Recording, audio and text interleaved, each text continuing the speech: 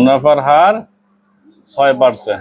এখানে আর সমান কত? 6%। আসল 500 টাকা, আসল 500 টাকা। তাহলে মুনাফা আই ইকুয়াল প্রশ্নবোধক চিহ্ন, অর্থাৎ এটা আমরা বের করব। এখন মুনাফা কত হলে সেই মুনাফাটা বের করো। আমরা জানি আই ইকুয়াল পি এন আর। তাহলে যেহেতু আই এর মানটাই বের কর, শুধু এগুলো মানগুলো বেশি দাও। তাহলে পির মান কত? 500 গুণন এন এর মান কত? এখানে এন এর মান কত? 4 বছর, 4 বছর। তাহলে এইখানে আরেকটা জিনিস দেখো, এন সমান 4 বছর। সময়কে প্রকাশ করা হয় এন দিয়ে, এন এর মান হচ্ছে 4 বছর। তাহলে 500 গুণন এন এর মান 4 গুণন আর এর মান কত? 6। তাহলে এখানে দেখো 6% সমান কত? 100 ভাগের 6 ভাগ। তাহলে এখানে সরাসরি লিখলাম 100 ভাগের 6 ভাগ। তাহলে এই 2 শূন্য এই 2 শূন্য কাটা গেল। তাহলে সবগুলো উপরের সংখ্যা। তাহলে 5 গুণন 4 গুণন 6 গুণ করে দাও কত? 4 5 20, 6 কুড়ি কত হয়? 120 টাকা। 120 টাকা।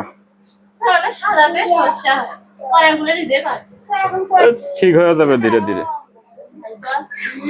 এখন বলছে যে আচ্ছা, প্রথম ক্ষেত্রে বলছে 4 বছরের মুনাফা যত হয় সেই মুনাফাটা আগে বের করে নিলাম 120 টাকা।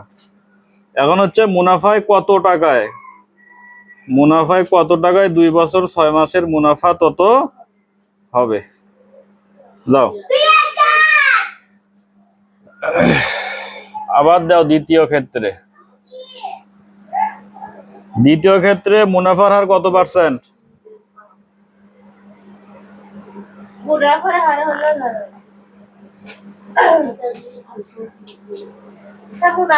হলো 5 টাকা। তার মানে মুনাফার হার 5 টাকা, 5%। মুনাফার হার আর ইকুয়াল 5% সমান 100 ভাগের 5 ভাগ। সময় এন সমান কত? 2 বছর কয় মাস? 6 মাস। 2 বছর 6 মাস। তাহলে 2 বছর যোগ এই মাসকে যদি 12 দিয়ে ভাগ করি তাহলে সেটা হয়ে যায় বছর। তাহলে 2 বছর যোগ এখানে হাফ বছর, তার মানে 2.5 বছর, 2.5 বছর। আমরা জানি আই ইকুয়াল পি এন আর। তাহলে দেখো এখানে আই এর মান কত? এখানে মান বসে দেবো। আই এর মান কত? 120। আর মাঝখানে সমান থাকলে এখানে বা লিখতে হয়। 120 ইকুয়াল পির মান তো বের করবো। পি লিখলাম। পি গুণন এন এর মান কত? 2.5 গুণন আর এর মান কত?